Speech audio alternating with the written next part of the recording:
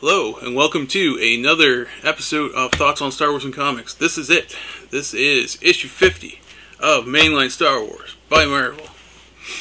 And we're going to do a live sort of reading reveal of it on here. I haven't read this, even though supposedly it just came out this month, according to the little date stamp down here. I know they released them ahead of time, but I got this a couple months ago.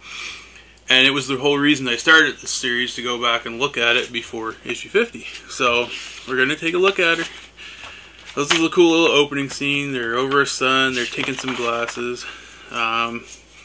This whole first part is just the Alliance dignitaries with this Queen Trios, who looks completely different than she did in the last issue, even though it's, I think, the same artist.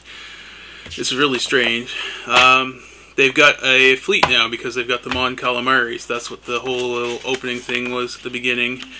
The king got killed, and then the Mon Cals joined them, and Queen Trios is with them, but she might have her own plans.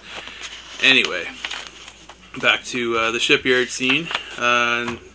We've got Leia doing a bunch of stuff. Then it goes over to the Ring of Kafir in the Outer Rim, which I think was the thing that they were on at the beginning of Rogue One, if I'm not mistaken, with Cassian, where he was meeting that informant. I'm pretty sure that was the Ring of Kafir. I'm not sure. Anyway, Han's trying to deal with a xenomorph, apparently, and 3PO screwing it up as usual. And then some bounty hunters come, and Han escapes. We already knew that was going to happen. Then we go back to the Alliance base, and they're doing like this cool little fireworks display. I'm going to raise this up so we can see a little bit better. That's pretty neat. Some good imagery. Kind of an interesting take on space fireworks, or whatever you want to call it. And then we get some, let's see, we got some more stuff going on. We've got Hera from Rebels in there. And then all of a sudden they're just like, oh, we're going to go to hyperspace. And Admiral Ackbar hits the hyperspace and nothing happens. And then we're like, uh-oh, something's not right here. And then, boom, Imperials coming out of hyperspace. And we got the Super Star Destroyer here, which is kind of cool. So I think it's the first time we've seen it in this series. I think we saw it being built in a couple of the other issues. And Vader's on board, and he is raring to attack the Alliance. So, this entire issue, as far as what I'm seeing here, and I'm just going through it quickly, I might have to sort of read through it a little bit more after this, is just a big battle setup with the Alliance and the Imperials, which is kind of cool. Uh-oh, they got something. What were they firing on? Oh, they got one of the Mon Cal cruisers. That's not good. This is not going good for them. And of course, the Queen's in there, and she admits, oh yeah, she's definitely the double agent. She's kind of been back and forth with Vader. Hope dies. That's a cool little scene. And that is the end of issue 50. And look, they've got all the books in the back up to that point. All the ones that I've shown you. It's pretty cool. Maybe some different because I think I had some variant covers in there, but nonetheless.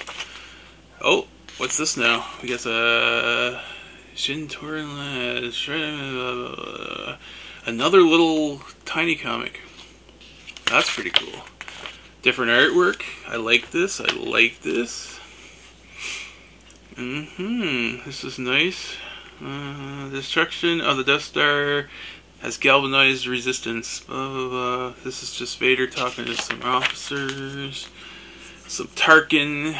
And then we go back to the Queen. I guess this is like back on Shu Taran, however the hell you say her planet's name. I should really read the Darth Vader comic with you guys. It's pretty neat. We did a little bit of it, of course, up until the Dr. Aphra part, but anyway, we should do some of the rest because I think her arc was better than most of the arcs. Vader comes in and convinces her, I guess, to help him out even further. And of course, she's kind of like, she's very like just all about protecting her planet. She doesn't really care about anything other than that. So that's basically the whole premise of it. Now, that was a pretty cool little setup for, you know, a kind of a crap situation for the Alliance, and it's really the first time we've seen them get overly owned in this series, I guess. So it was a good little, you know, milestone issue. Pretty cool. I've got some of the other books in it already. Because, you know, I think I showed off my comic stack there before. Let's just take a look here. Let's take a look. See what we get in that pile. Oh, look, there's issue 51. That's the next one. Cool. We got lots to read, eh? Cool. We got Cassian. There's a couple issues in here. Anyway, but this is why I started this. I don't know if I want to go past this point, though. Like, I'm still going to read Star Wars comics and stuff like that, but I think this video series was just sort of like a catch-up to get to this milestone issue and sort of like tell people why I thought the comics weren't as bad as like the movies are right now. But the comics have kind of been going down the movie route lately, and a lot of the newer ones are getting kind of like very much so like the movies, and it's getting harder and harder to read them as they go along. So this might be, I might talk about Poe Dameron. I might have one more episode about that, and then I might talk about the rest of Darth Vader and maybe Thrawn. Thrawn was pretty cool. And that'll be it, guys. So that's the end of this episode, and hopefully I'll see you in the next episode.